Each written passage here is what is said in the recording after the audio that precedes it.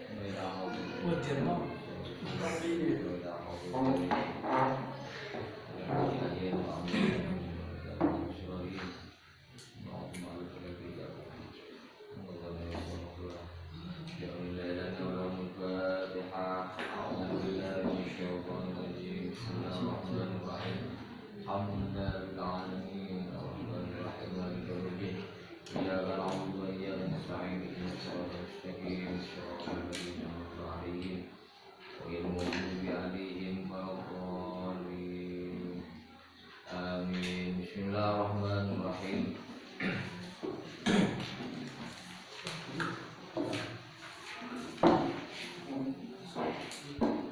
Bismillahirrahmanirrahim. Qala ma'alif rahimahullah wa nabihi bi awlihi wa bi karamati wa bi aswari wa bi marawi syarri syarri wa ya'udi wa hlul uqdatan min lisani yafqahu qawli amma ba'du.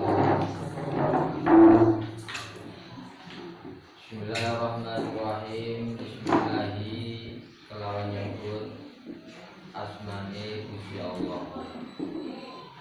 Kelawan nyebut asmane Gusti Allah Ar-Rahmani kang maha welas, Ar-Rahimi tur maha asih. Alhamdu utawi sakabehane puji iku lillahi kagungane Gusti Allah Rabbil alamina kang mengerani wong alam kabeh. Wassalatu lan utawi tambahi rahmat, wassalamu lan keselamatan iku ala sayyidina muga tetep ing atase Gusti kita Muhammadin rupane Gusti Kanjeng Nabi Muhammad wa ala alihi lan ing atase keluargane Gusti Kanjeng Nabi wa sahbihi lan sahabate Gusti Kanjeng Nabi wasallama lan muga-muga paring keselamatan wabadu lan sakwise kang kesebut bahadi mongko utawi iki wasiatul Mustafa iku wasiate Gusti Kanjeng Nabi kang den pilih. Wasiatul Mustafa iku wasiate Gusti Kanjeng Nabi kang den pilih alaihi sholatu wassalam li Ali maring Sayyidina Ali bin Abi Thalib putrane Sayyid Abu Thalib karramallahu karrama muga-muga muliakan sapa Allahu Gusti Allah wajhahu ing wajahe Sayyidina Ali. Kala ngendika sapa Sayyidina Ali, ngendika sapa Sayyidina Ali, Da'ani nimbali ing ingsun, Da'ani nimbali ing ingsun sapa Rasulullah sallallahu alaihi wasallam, nimbali fakhalawtu mongko nyepi sapa ingsun ma'ahu sertane Rasul, ma'ahu sertane Rasul, fi manjilihi ing daleme Rasulullah, fi manjilihi ing daleme Rasulullah. Faqala mongko dawuh sapa Rasul li maring ingsun, ya Ali, he Sayyidina Ali atau he Ali, anta utawi sira minni saking ingsun, iku bimanjilati Haruna kelawan enggon-enggone Nabi Harun, kelawan enggon-enggone Nabi Harun, min Musa saking Nabi Musa alaihi salam. Ghaira annahu kang sakliyane sak semene kelakuan iku la nabiya ora ana nabi ba'di sakwise ingsun, ba'di sakwise ingsun. Ini sak temene ingsun iku usika wasiat ing sira, wasiat ing sira al yauma ing dalem dina iki, biwasiatin kelawan wasiat in anta lamun utawi sira iku hafidha ngreksa sapa sira ing wasiat, ngreksa sapa sira ing wasiat. Ista mongko urip sapa sira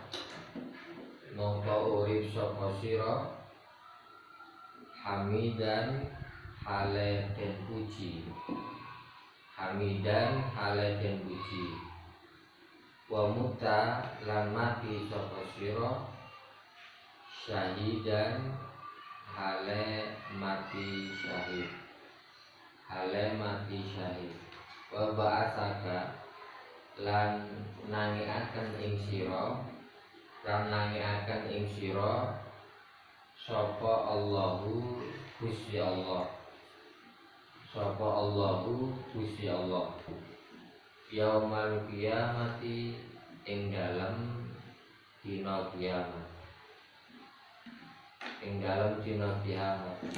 Fatihan hale ngerti, aliman tur alim atau tur ngaweruhi, ya Ali, Ali man sapa wonge atau man sapa wonge akala kang mangan sapa man, atau jadi tak ada juga bisa. Al halala ing barang kang halal, al halala ing barang kang halal. Sofa mongko bening apa dinuhu agamane man, apa dinuhu agamane man. Waraka lan lembut apa kalbuhu atine man, lan lembut apa kalbuhu atine man. Walam yakun lan ora ana lidak wadihi maring tungone man, lidak wadihi maring tungone man apa hijabun aling-aling, apa hijabun aling-aling. Ya Ali, he Ali, man utawi sapane wong, man utawi sapane wong iku akala mangan sapa man, asyubhati ing barang kang syubhat atau ing barang-barang kang syubhat alias barang sing gak jelas. Istabaha mongko mamang alaihi ngatasi man apa dinuhu agamane man wa aglama lan peteng apa kalbuhu atine man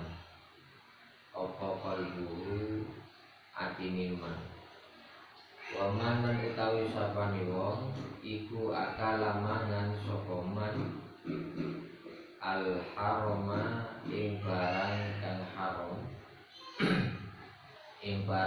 haram mata mongko mati apa kalbuhu atine man wa khofa lan enteng atau ringan apa dinuhu agamane man wa da'ufa lan apes apa yakinuhu keyakinane man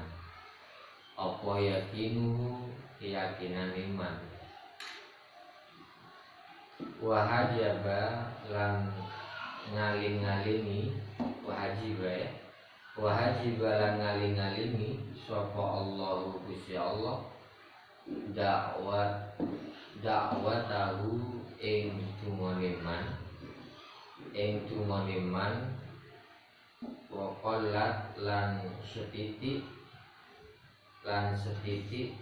apa ibadatuhu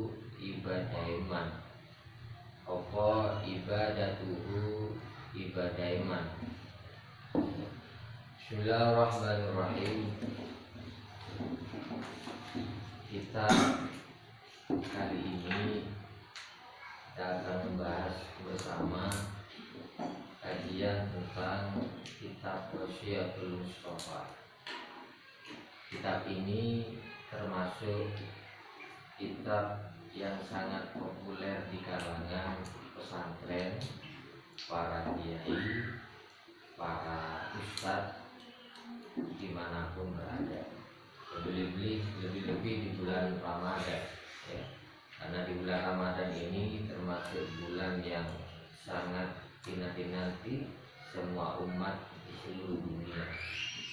Maka kita nanti akan mempelajari bersama kitab Wasiyatul Mustafa yang isinya mengenai wasiat Rasulullah Muhammad Shallallahu Alaihi Wasallam langsung kepada Sayyidina Ali karramallahu wajhah.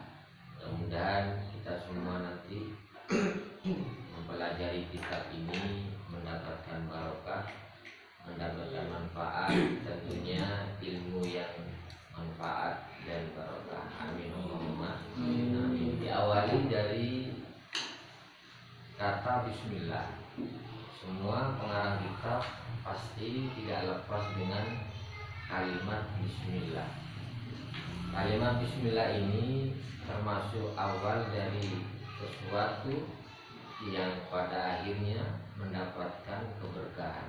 Siapapun orang, Rasulullah Muhammad menyatakan barang siapa yang mengawali dengan bacaan bismillah, otomatis keberkahan akan ada. Dan sebaliknya, tanpa ada bismillah, maka hal yang kita lakukan akan sia-sia, tidak akan pernah ada keberkahan. Bismillahirrahmanirrahim, dengan menyebut nama Allah yang Maha Pengasih lagi Maha Penyayang.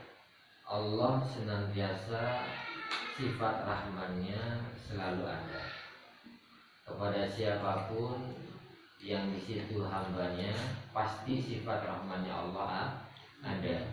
Orang Islam maupun non Muslim, ya, itu pun semuanya mendapatkan rahman Allah. Makanya kasih sayang Allah itu tidak bisa kita batasi dengan ruang atau waktu. kapanpun kita berharap pasti rahmat rahim Allah akan ada. Kemudian setelah bismillah, alhamdulillahirabbil alamin, segala puji bagi Allah yang menguasai alam semesta, yang menguasai isi alam baik dunia maupun akhirat, baik di langit maupun di bumi. Pujian ini tentunya kita seringkali mendengar bahwa sebagai ahlu sunnah wal jamaah kita diajari memuji Allah dengan 4 perkara. Ada istilah dalam tauhid, puji qadim ala khudus, ya. Ada puji khudus ala qadim. Kemudian ada lagi puji khudus ala khudus, kemudian puji khudus ala qadim atau qadim ala khudus, dan seterusnya. Nah, hal demikian ini menunjukkan bahwa kita selayaknya memuji Allah sesuai dengan syariat Nabi Muhammad dan tuntunan Allah Subhanahu wa ta'ala. Dikatakan dalam Al-Qur'an, "Wa ma atakumur rasul fakhudhuhu wa ma nahakum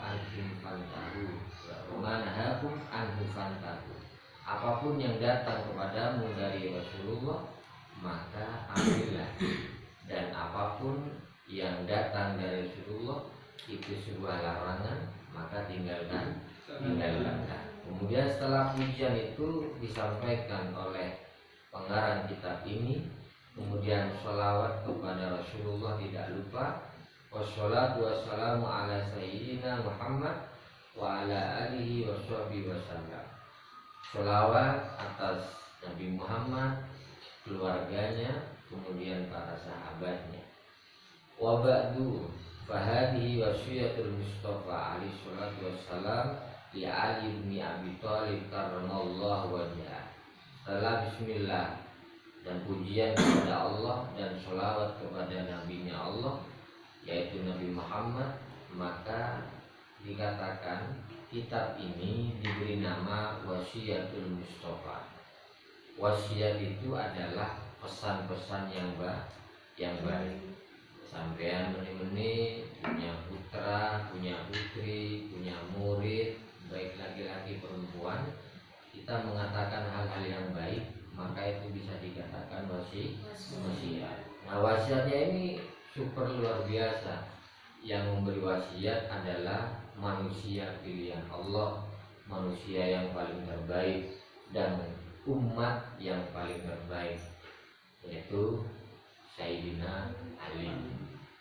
Beliau termasuk keluarga daripada Nabi, ya, dan beliau juga termasuk mantu, ya. Beliau mendapatkan putri Rasulullah yang bernama Siti. Siapa namanya? Siti Fatimah Zahra. Siti Fatimah. Nah, beliau kemana-mana senantiasa ikut dengan Rasulullah. Kalau bahasa Jawa Tengah itu ngewer, artinya apa? Selalu bersama dengan Rasulullah. Karena beliau ini dekat dengan Rasulullah, maka sangat pantaslah beliau mendapatkan yang namanya wasiat-wasiat khusus, tidak pernah diberikan kepada sahabat yang lain. Maka Sayyidina Ali diberi wasiat oleh Rasulullah, ya. Sayyidina Ali bin Abi Thalib karramallahu wajhah, ya. Qala, Sayyidina Ali berkata, da'ani, ya. Rasulullah memanggil Sayyidina Ali, da'ani, kalau bahasa Jawanya nimbali, kesini. Sayyidina Ali dipanggil oleh Rasulullah. Kemana? Fakhala waktu ma'ahu fi manjilihi.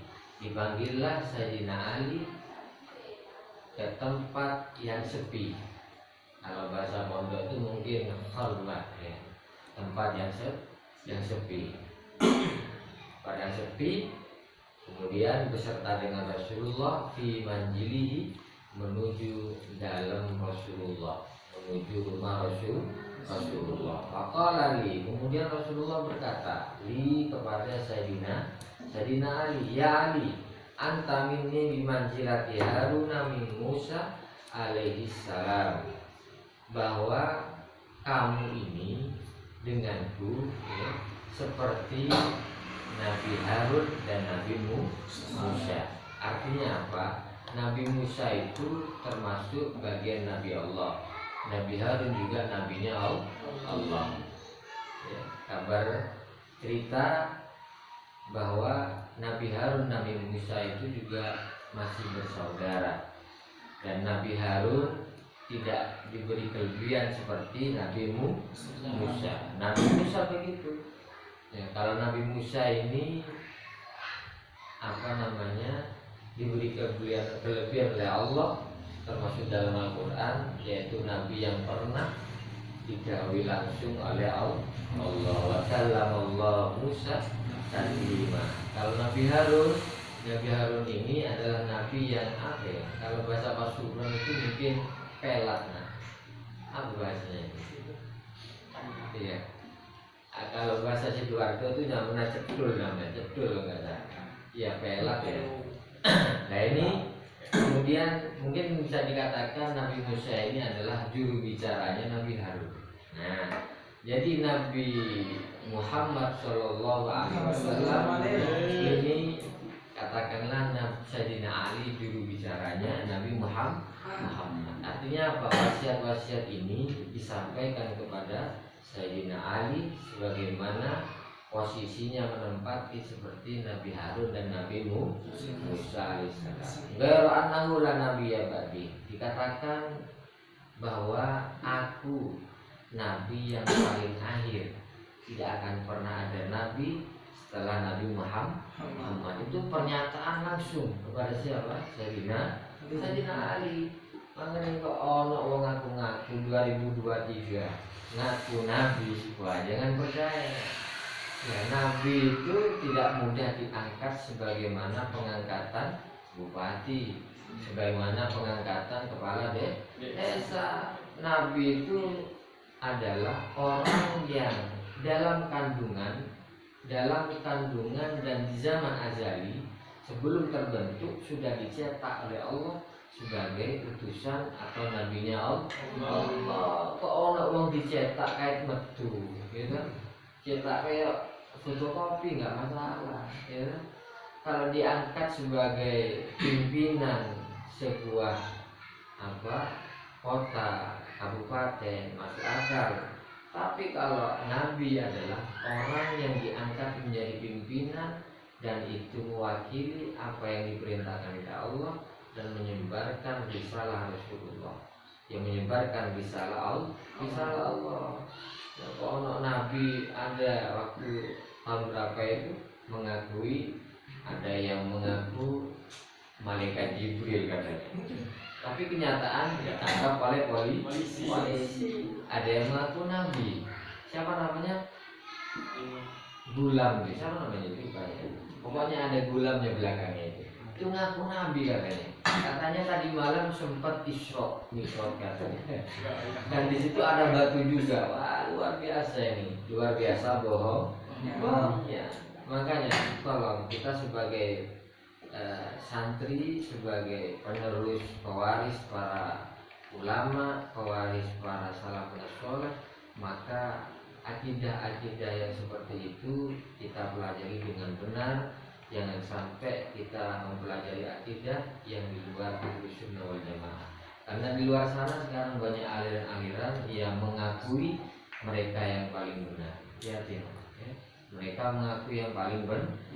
Makanya nanti wasiat Rasulullah kepada Sayyidina Ali ini cukuplah kita dibuat satu pegangan baik dunia sampai di akhirat. Ini usika. Pesan yang pertama ini usika yaum biwasiyatin. Ini aku Rasulullah usika berwasiat langsung kepada Sayyidina Ali. Al-yaum biwasiyatin. Dalam wasiat itu dikatakan hari ini saya berwasiat. In anta fita istahamidan mutasyahidan wa ba'atsakallahu yaumil qiyamah faqihan aliman. Ya. Sungguh kamu kalau bisa menjaga wasiat ini, kata Rasulullah, istahamidan, maka sifat terpuji akan menyertaimu, sifat terpuji akan selalu ada pada dirimu. Itu perkataan siapa? Rasulullah kepada Sayyidina Ali. Yang pertama, wa mutasyahidan. Wasiat yang kedua, kalau wasiat ini hafidtah, dipegang betul-betul. Yang kedua adalah wa mutasyahidan, kamu akan mati dalam keadaan mati syahid. Itu yang kedua. Kemudian yang ketiga, wa ba'atsakallahu yaumal qiyamah faqihan aliman. Kemudian wasiat selanjutnya, kalau kamu berpegang teguh dengan wasiat apa yang telah nanti saya katakan, kata Rasulullah, maka kelak akan dibangkitkan oleh Allah, ya, yaumal ba'ats, di hari kiamat, dalam keadaan faqihan aliman, dalam keadaan orang yang mengerti dan mengetahui. Makanya orang ngerti seneng, orang yang tidak mengerti itu akan kebingungan. Kita mengatakan surga itu ada, kok bisa? Karena kita tahu itu termasuk bagian daripada pekerjaan ilmu itu melakukan, mengetahui dan memberi pengertian, itu namanya ilmu. Karena sejatinya manusia adalah wa 'allamal insana malam ya'lam. Manusia itu diciptakan nggak ada yang tahu kecuali diberitahu. Makanya sampai kabeh yang ada kesempatan mondok, alhamdulillah syukuri. Yang tidak punya kesempatan mondok, ya juga syukuri untuk belajar mengaji, ya, menyempatkan diri untuk mengaji. Ya, tidak sempat untuk punya waktu mondok, ya sempatkanlah madrasah, sempatkanlah mengaji seperti ini. Ini insya Allah akan memberikan manfaat yang luar biasa. Amin. Kemudian ya Ali, wasiat selanjutnya, man akalal halala soffa dinuhu. Wahai Ali, barang siapa yang makan barang yang halal, apa yang kita makan ini dengan jeripaya sesuatu yang halal, soffa dinuhu, maka orang itu akan jernih agamanya, bening agamanya. Artinya apa? Mudah diajak untuk melakukan kebaikan. Ayo ngaji, berangkat ngaji.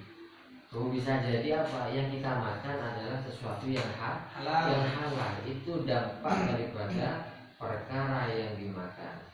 Nah, kalau perkara yang dimakan tidak halal, nanti ada keterangan itu juga. Makanya hati-hati, ya. Jadi aliran darah dalam tubuh kita ini termasuk diakibatkan dari makanan. Nutrisi yang masuk pada diri kita juga akan menopang orang itu baik dan tidaknya. Makanya kalau makan diusahakan makanlah sesuatu yang halal. Warakal buku, dengan makanan yang halal menyebabkan hati itu akan lembut, gak ngamukan, gak gampang ngurang-ngurang, sedikit-sedikit marah, ya. Ini menyebabkan diantara sebab yang paling sering kali kita lakukan adalah, dan itu pun di luar sana juga banyak, ya. Maka makanan itu nanti menyebabkan hati itu akan sulit untuk memberikan kebaikan, sulit untuk mendapatkan hidayah. Walamnya pun tidak watijah. Orang yang makan perkara yang halal, manfaatnya gulungone cepet terkabul. Sekarang banyak kan orang berdoa, kadang berdoa super luar biasa, ya. Doanya panjang lebar tapi sulit diterima, kan? Ya. Bukan kita mengatakan di luar sana, kita sendiri. Kita doakan Allah super luar biasa mendoakan, berdoa, tapi sulit diterima oleh Allah. Bisa jadi, ya, makanan kita ini kurang bersih, artinya kurang halal. Oleh karena itu kewaspadaan seperti ini penting, karena itu nanti berdampak kepada agama kita, berdampak kepada ibadah kita. Ya Ali, baca selanjutnya, man akala subhat istabha alaihi dinuhu wa adalah maqalbuhu. Barang siapa yang makan sesuatu yang tidak jelas, samar-samar. Nah, sampai misalnya nemu pohon jalan, katakanlah, langsung dimakan tanpa izin kepada sang pemiliknya. Nah, demikian ini akan berdampak apa? Istabaha alaihi dinuhu, akan berdampak kepada agamanya, agama orang yang tadi yang memakannya. Wa adlama qalbuhu, akan berdampak gelapnya hati. Petang kawan ngaji, ayo ngaji dulu. Kawan sholat mana lagi? Tidak jelas ini.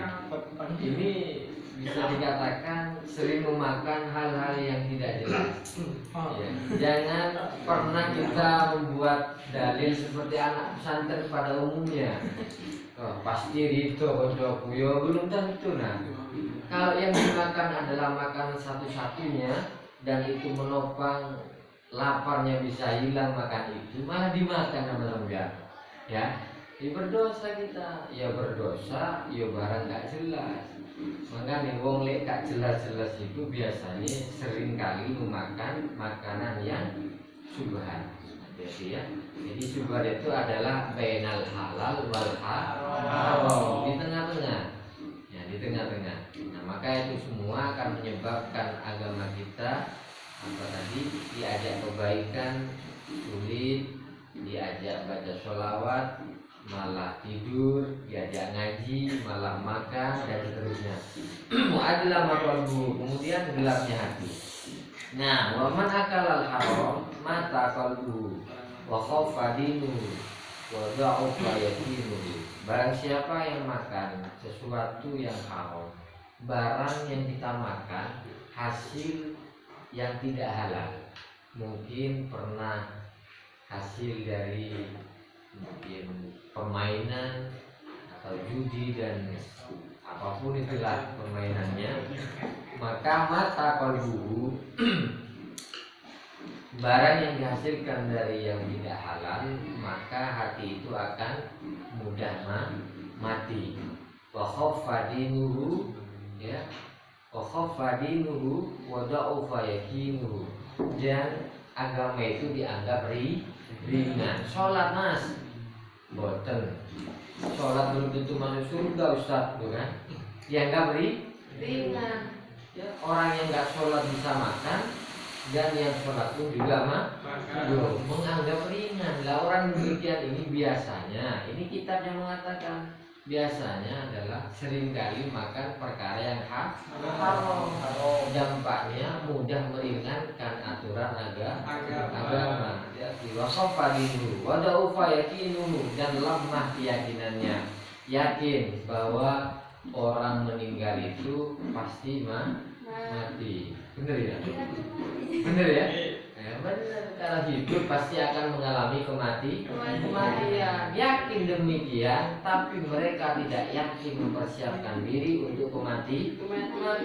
Orang demikian ini ceroboh dalam hidupnya. Wis gampang wis, uripku. Jangan. Kalau hidayah itu diusahakan bareng-bareng. Kita masuk surga satu desa, seneng. Satu desa masuk neraka, ya ngenes lah. Saudara sampean ada 3, 1 masuk neraka, 2 masuk surga. Pasti yang pertama ini kasihan. Nah, pengennya masuk surga bareng, mendapatkan ridhonya Allah bareng. Nah, orang demikian ini biasanya keyakinannya dan kecerobohannya memudahkan urusan agama, sholat pada waktunya, tapi orang ini sholat di luar waktunya. Ya, maka nilai sholat diusahakan di awal waktu. Waktunya sholat bukan di luar sholat.